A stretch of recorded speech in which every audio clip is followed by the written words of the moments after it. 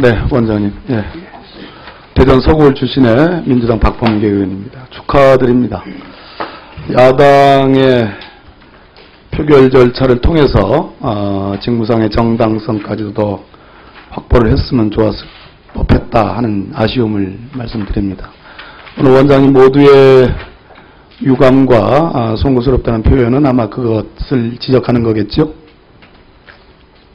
예, 여러 가지 의미로 해석이 가능하겠습니다만,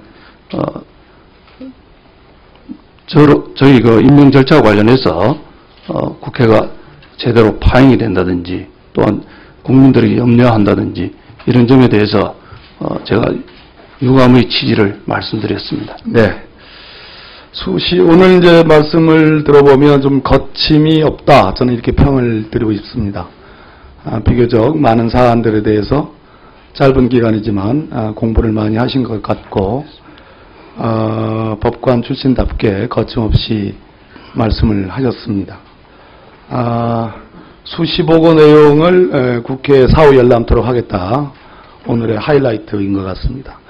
이 말씀이 허언이 되지 않도록 제도적 뒷받침을 했으면 좋겠고요. 우리 원장님은 법원의 고위법관으로 근무하시는 동안에 법원 내에서는 보수주의 그룹의 리더로 평가받고 있다는 사실을 알고 계셨습니까? 저를 두고 보수적 성향이 있다는 이야기를 하는 것은 들은 적은 있습니다. 리더라는 얘기는 못 들으셨어요? 제가 리더라는 이야기는 그런 평가가 정보법 학회인가 뭐 그거 만드셨죠? 정보법 학회는 어떻게 보면 아니 만드셨죠? 예, 그건 맞습니다. 거기 그 회장을 하셨죠? 예, 10년간 회장했습니다. 공교롭게도 정보법 학회에 소속되어 있는 많은 법관들이 상당히 보수적인 색채를 드러냈다 이런 평가가 있는데 동의하지 않으십니까? 그건 동의하기 어렵습니다. 그렇습니까? 저희 감사원의 권한은 직무는 직무감찰과 회계검사를 합니다. 그죠? 그렇게 알고 있습니다. 헌법상의 규정사항입니다. 예, 그렇게 알고 있습니다. 직무감찰과 회계검사는 보수나 진보나 이념적인 색깔과는 무관한 거지요? 예, 그렇게 생각합니다. 보수는 부패로 망한다. 진보는 분열로 망한다. 이런 얘기 들어보신 적 있죠? 그런 취지의 이야기를 들은 적은 있습니다. 자, 보수적인 평이라는 것을 인정을 하셨는데 저는 감사원장이 해야 될 일은 역시 부패를 방지하는 일입니다. 동의하시죠? 예, 동의합니다. 왜 대통령께 수십억이라는 제도를 만들어 놨겠습니까? 대통령은 직선제에 의해서 국민에게 뽑히는 국회의원과 함께 소위 그 정치적 정당성이 보장이 되는 그런 자리입니다. 대체로 헌법은 대통령의 선한 의지를 전제를 하고 대통령에게 권한을 부여하죠. 그런데 대통령의 눈과 귀가 가려지면 밑에서 고인물에 의해서 썩는 것을 대통령이 알지 못합니다. 수십억 원의 가장 주 목적과 취지는 눈과 귀가 가려질 수도 있는 대통령, 구중궁궐에 계신 대통령에게 수십억 원을 통해서 직언을 하고 밑에서 부패할 수 있는 여지 또는 부패하고 있는 현상을 보고드리는 게 제일 큰 임무입니다. 아까 무슨 뭐 국가안전보장이니 통일이니 이런 말씀하시는데 그거는 감사원장의 직무가 아니에요. 제 말씀 기억하시겠습니까? 예, 동의합니다. 이렇게 해주시고요. 그런데 문제는 어디서부터 시작이 되느냐? 지금 감사원에서 청와대에 파견 나간 직원들이 몇 명 있습니까? 10명입니다.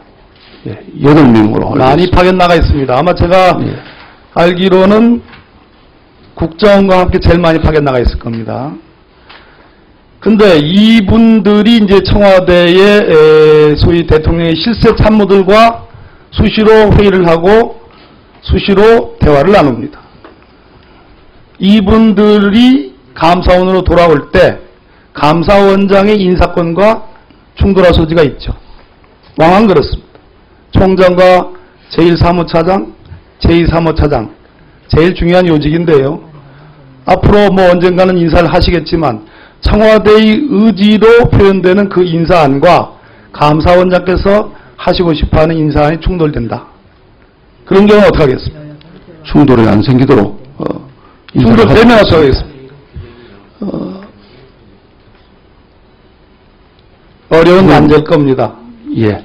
어려운 난제. 지금 현 단계에서 그런 가정적인 질문에 답변을 제가 매우 드리기에는 현실적인 얘기입니다. 파악이 아직은 그 부분에 완전한 대해서 상태라고 볼 수도 없고 깊은 고민과 고민을 상상을 하셔야 해보겠습니다. 될 겁니다. 두 번째, 예.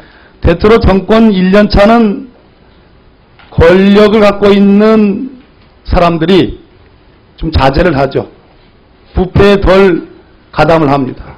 근데 이제 내년부터, 이제 감사원장께서 앞으로 4년의 임기를 채우셔야 되는데, 그 임기 4년은 아마 부패와의 전쟁이 될 겁니다.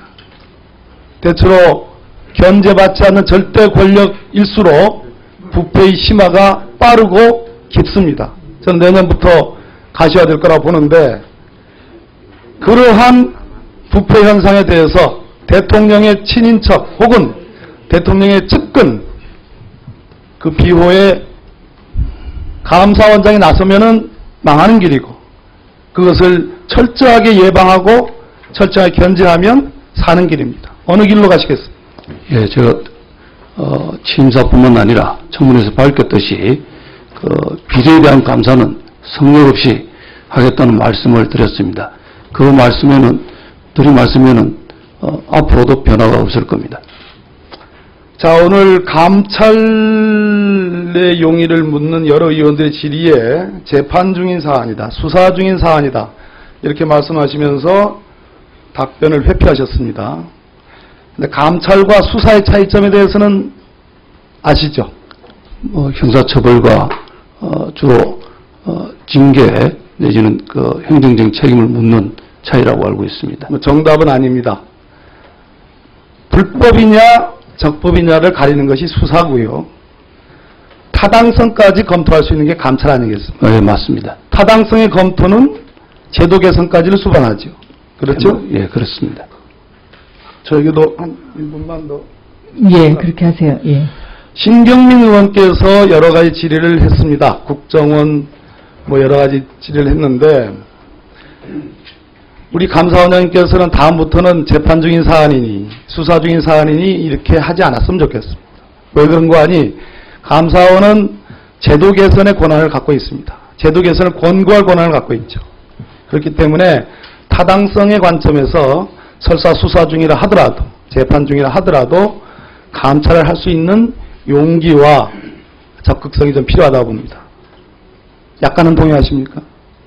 검토를 해보겠습니다. 그러십시오. 마지막으로 지방재정개혁에 대해서 여쭙겠습니다.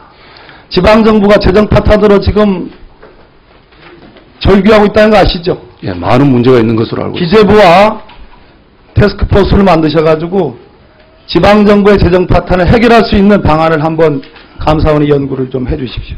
그럴 경우 있으십니까? 예, 그건 강한 의지를 가지고 있습니다. 그 점에 대해서는. 예, 박범계 의원님 수고하셨습니다. 예, 서영기 의원님. 네.